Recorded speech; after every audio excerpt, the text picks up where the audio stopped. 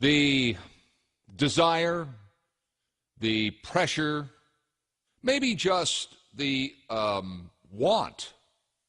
Desire might be a tough word. Maybe just a want to look better is something that I think a lot of us thought was exclusive to the female gender for very long. But now, as I've discovered, there are more and more men that are paying visits to the plastic surgery offices in their various towns across America. In fact, I found this startling. Last year, almost 500,000 men went to get Botox injections. Looking good and feeling good about yourself is not something that is gender exclusive anymore. But I found that number astoundingly high. I know there's a lot of men in the country, and that the overall number of men in the country is, it's a fairly significant number. But the number of men who are trying to look younger, stay younger, seems to be growing with each year. And I just wondered what's that all about? What's driving that? Why is it something on the job? Is it something at home? Is it something that is out on the social scene? And, if you're a guy, would you really consider doing something like that? Anyhow, someone that can address that is our next guest here on News Radio 700 WLW. It is a pleasure to welcome Dr. Farah Khan on the board of the American Plastic Surgeons, and from what I understand, is very much in tune as to what's going on here with all of these Botox injections that guys are now getting. Dr. Khan, welcome. Thanks for joining us. Sure. Thank you. Thanks for having me. Now, Dr. Khan, let me just, for those of us that aren't really sure of what Botox is, exactly what happens, and I would be one of them. What is it? I just for the uninitiated, what is a Botox injection? Sure. So Botox itself is a neurotoxin that has been essentially deactivated or made safe, but it's reconstituted. It's sold as a powder, and you have to reconstitute it with saline, and then it gets injected into the areas wherever a person has any animational wrinkles. So if a person is very expressive, whenever they move their face or they raise their eyebrows, they'll tend to get wrinkles going across their forehead, wrinkles kind of, around the sides of their eyes, wrinkles in the parentheses portion, right above the bridge of their nose. So those are the wrinkles that Botox really is targeting. And what does it do? So Botox, what it does is it'll bind to a receptor on the muscles that are responsible for those wrinkles, because when a muscle contracts, that's how you get a wrinkle.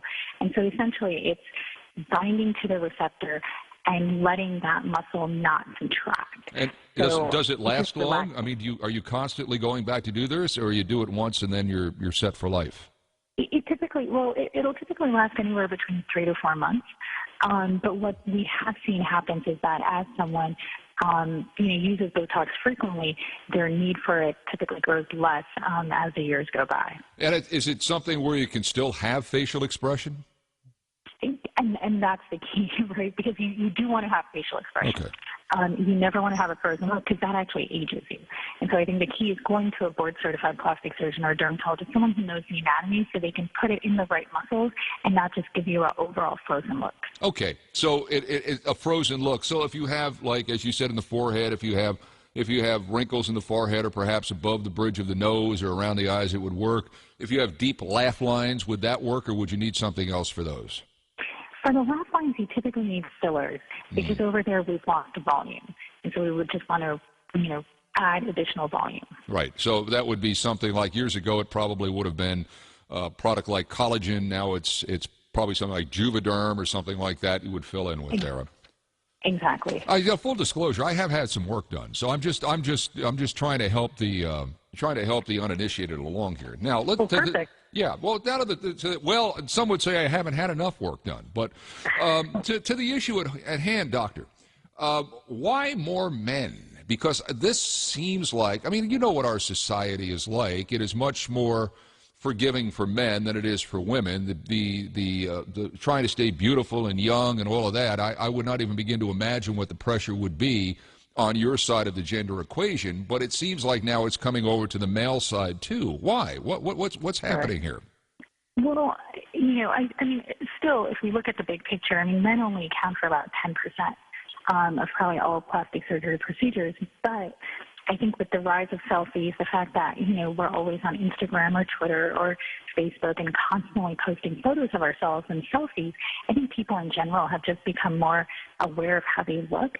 And, if there's something like Botox or fillers or peels, anything that can make your picture look better, I think people are willing to go that extra mile.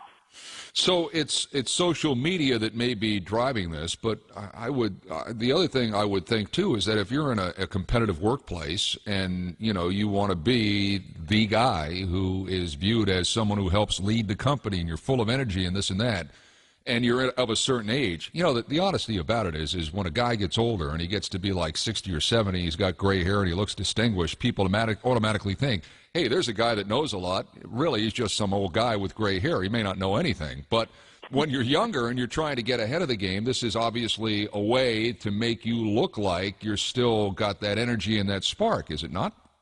It's sure. And we've actually had patients who have come to us, maybe a week or two prior to a job interview. And especially I've noticed men in sales, they will come and just get Botox because they want to make sure that they do have that competitive edge. Does it hurt? It really doesn't. It's over in about 5 minutes. I always tell patients it'll feel like just a tiny pinprick. It's a very small needle, and literally we do it in 5 minutes. 5 minutes. I think women, 5 minutes. I think women are a little bit more used to that type of pain because we're used to getting tweezed and plucked and waxed and threaded. Yeah. For men, I think well, speak for yourself, doctor. Some of us have had that done, yes. But go ahead. And you think men what now? But I think men in general have it's a little bit of a shock to them the first time they get it done, but then typically after that it's fine. It's fine, and so it lasts 3 to 4 months. Is it by and large expensive? It just depends on I think the area. I mean, I think we're in Dallas and. I just charge by the area, but it goes anywhere from about $350 probably all the way up to about $600. $600. So, so it just depends on what areas you're looking at that you want to get Botox. Yeah, the price of staying beautiful has never been low. Dr. Farah Khan is our guest, and she is on the American Board of Plastic Surgeons, right? You're on the board, aren't you? Yes.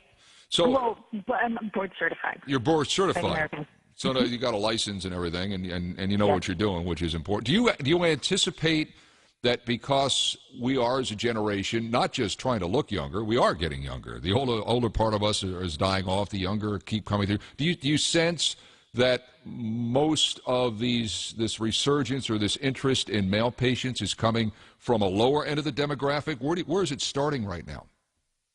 Yeah, majority of male patients that we see probably they come see us beginning in their 30s, and it goes all the way up into the 60s. So it's spread all over the place. And I'm in Texas, and, we have kind of the cowboy, the very masculine males as well. And we see all ranges. Yeah. We see the guys who work in the oil fields, the guys who work in the oil rigs. We see the guys, the executives. So it's a full range. Wow. So you right away, it sounds like every woman needs to move to Dallas right now because you've got like a bunch of Marlboro men running around down there. But yeah, we do. Yeah, in Dallas. Well, very interesting. Botox, key to success at work, and more men are doing it on and on and on again. So if somebody wanted to go down and see you, they can just look you up in Dallas and come down and see you. I'm sure I know there are plenty of people here in Cincinnati, plenty of wonderful plastic surgeons here in Cincinnati that do it. But somebody could, is it bounded by state? I mean, if somebody wanted to get on a plane and go down to Dallas, they could see you? Mm-hmm. We get a lot of patients from all over the country because we specialize in a certain breast augmentation procedure. So as long as you're board certified and you have a medical license for the state that you're practicing in, anyone can come see you. Yeah, I wouldn't be interested in that, but the Botox maybe. Dr. Khan, thank you so much for your time here today on News Radio 700 WLW. Thank you for having me. There you go. Would you do Botox? No, seriously, I'm asking in all sincerity. If a job that you were up for, let's just say you're up for a promotion inside your company, right? And you're maybe like in your early to mid 40s, and you're up against, Lance Stunning, who is maybe in his late 20s and early 30s, and he, Lance looks pretty good. Would you go in and get some work done? just so it looked like you were more youthful or more vibrant. Or let's say you're going on a job interview. Let's say I'm gonna go on, I'm working here in Kenwood, but I'm going on a job interview in Edgewood. And in Edgewood, they're looking for a certain kind of guy. They're looking for a young and youthful sales guy. Go get him. Got to get it done. And you look in the mirror one day and you say, what the hell happened to me? And you got maybe some creases up in your forehead. You got these really deep laugh lines. Maybe you had maybe you played hockey when you were a kid and you got your chin carved up. Maybe you got hit in the head as a kid with a hammer. And anything. You're looking at that, maybe I need to, would you do that? Well, if you're a guy, would you do that? Would you spend money on that? I know it's easy to say no because it's not something that isn't, you immediately think of when you're a guy. You want your macho, you want your resume, you want your goods to be able to sell you, not necessarily how you look. And there may be a disconnect there because of gender, because for a woman who wants all of the same things, all of those same things, the pressure there's a different kind of pressure on the gender equation here. But would you do it if you were a guy? I think I might. If I was of that certain age, I thought, who the hell am I kidding? I did. But I think I might. 749-7000, 1-800, the big one, pound 700 on AT&T. Would you, if you're a guy, ever consider plastic surgery to make you look more appealing? Either in the dating scene or the employment scene, or if you were shooting a scene in a movie, would you consider a little this, a little nip, a little tuck, a little that? Coming up at 1:46,